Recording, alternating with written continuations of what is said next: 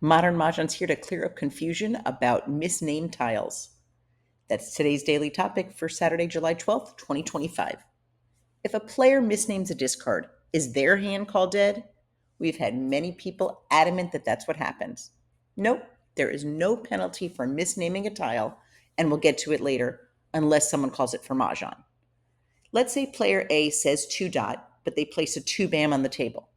They misnamed, or the league also calls it miscalled, the tile. Things happen. Before the 2 bam is called, player B needs to correctly state 2 bam. Sometimes players get a little intimidated by that. How does that work at a real game? Maybe you're playing in a group and you don't want to correct someone, you're a sub. Players are often hesitant to point out that someone misnamed a tile. It's not only the discarder that needs to notice it. So another player can politely state, "Oh, didn't you mean 2 bam?" or something to that effect.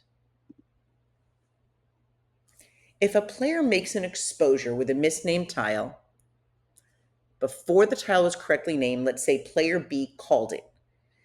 Rather than getting the tile off the table so they would realize it's not the tile they need, they take tiles from the sloping part of the rack, they put them on the flat part of their rack, and then the mistake is realized. And at that point, their hand can be called dead. They're not making a valid exposure. So, what are best practices when somebody is calling a discard? First, confirm the discard made is what was said. Then, place that discard on the flat top of your rack and add tiles from the sloped part of your rack. While Mahjong is a looking and listening game, when a player knows tile they need to win, they're waiting for one flower, 1 2 bam, 1 2 dot, they might not look as quickly as they could hear. So they might just declare Mahjong as soon as they hear that tile. And now everyone would know what tile they need. The official rules provide if a player calls Mahjong on the misnamed tile before it's corrected, they get paid 4 times the value of the hand by the player that discarded. So, in other words, the discarder is paying for the table. They're paying twice for discarding the winning tile and once each for the other 2 players. So 2 plus 1 is 4. What if for some reason a tile wasn't correctly named? Nobody called it for an exposure, nobody called it for Mahjong.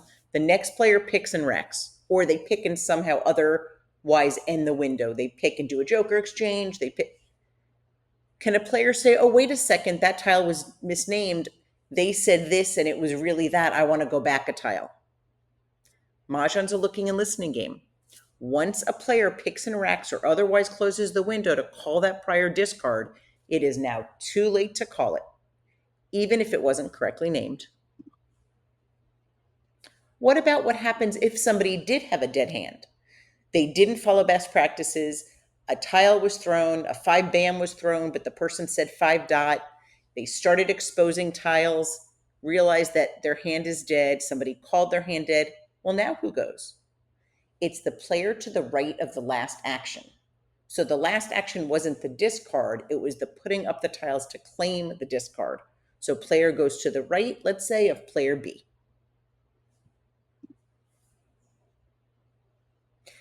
We hope that you understand and that helped clarify some of the rules of misnamed tiles. There's many more, but we didn't want to overload this video with all of them. So we're going to go into more detail in future videos. Now we're moving on to probably one of the most asked about questions on the 2025 card. That's Winds and Dragons number 2. It looks somewhat simple. It's a pair of flowers, a run of any 3 numbers starting with 1 to 3 or all the way up from 7 through 9. It's any 3 consecutive numbers. There are all 3 dragons represented, a pair of them, a pung of them, and a kong of them. The question that comes up all the time in our Facebook group, Mahjong Community, if you're not there, come join us, 70,000 and growing, fun, active, helpful Mahjong players. The question that comes up all the time is, since the 1 2 3 is in blue and the Kong of Dragons is in blue, is it a valid Mahjong if the run of numbers doesn't match the Kong and let's say matches the pair or the pung? The answer to that is read your parentheses. The numbers can match any 3 dragons. So the parentheses provide any 3 consecutive numbers in one suit, any 3 dragons. If it was not allowed to be that way, it would say dragons oppose run or something to that effect. The fact that all 3 colors are represented, you know you need all dragons, and the word any before 3 means it can match the suit, but it doesn't have to. The National Mahjong League confirmed the day we got a card, we called and asked a bunch of questions that we knew would be frequently asked ones, and this was one of them. They confirmed right away that the run of 3 numbers does not need to be the same suit as the Kong of Dragons. For those of you who already know how to play or you have family and friends that want to learn, we would love for you, and thank you for listening to all our daily talks, and we appreciate the feedback. We would love for you to share with family and friends that we are teaching a virtual series starting Wednesday, July 16th. It's 4 weeks in a row, 75-minute classes. You do not need your own set. We will send you tiles that you can cut out to play with.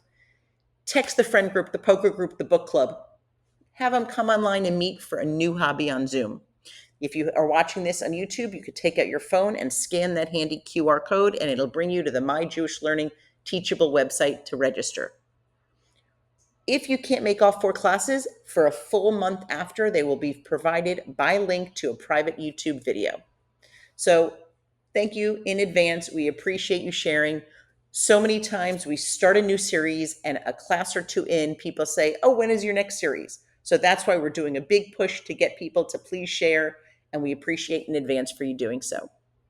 Other events coming up in addition to our series, Meet, Eat, Play, Repeat in Orlando is going to be our first Meet, Eat, Play, Repeat of the fall. It's going to be September 10th. We already have people that told us they're going to be driving in, taking the Bright Line in, coming in from Tallahassee, from Miami. So we are really looking forward to that. Registration is opening today, since, well, it's tomorrow right now, but today. It's going to be opening July 12th at 11 a.m. Eastern. We're going to have Meet, Eat, Play, Repeats at Pinstripes all over South Florida and beyond. We are doing events at Clive Daniel Home in Fort Myers, Naples, and Boca. And we are planning an additional event in Naples on November 6th.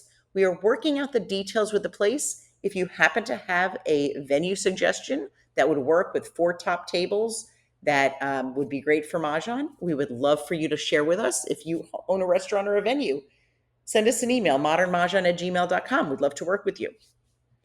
If you play Canasta, great events coming up. We have our next game on, which is where Donna Miller-Small and I play on real Canasta, and we discuss what I would do, what she would do, rules we agree on, strategy. We sometimes have a little bit of a different take, so it's great that you hear both of our decision making.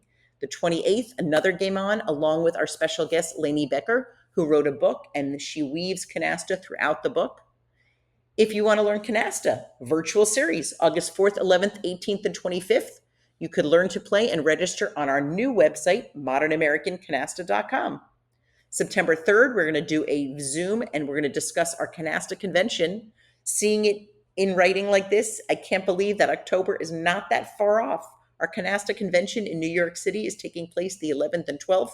And then, say, parlez-vous français or parlez-vous Canasta? April 23rd through the 30th, a Canasta cruise, a river cruise for Paris and Normandy. So lots of exciting events coming up in the Mahjong and Canasta world. What would you like us to discuss next in our daily talk of the tiles? Comment below, or if you'd like, send us an email to modernmahjong@gmail.com. We love hearing from players, letting us know the good, the bad, the everything. What helps them, what they would appreciate, how these talks are improving their game. If you aren't following us, we really want to know what you're missing out on. Like, comment, save, and share. Most importantly, if this just popped up in your feed, make sure to share it so you can find it later. Thanks so much for listening. Have a great day and a great game.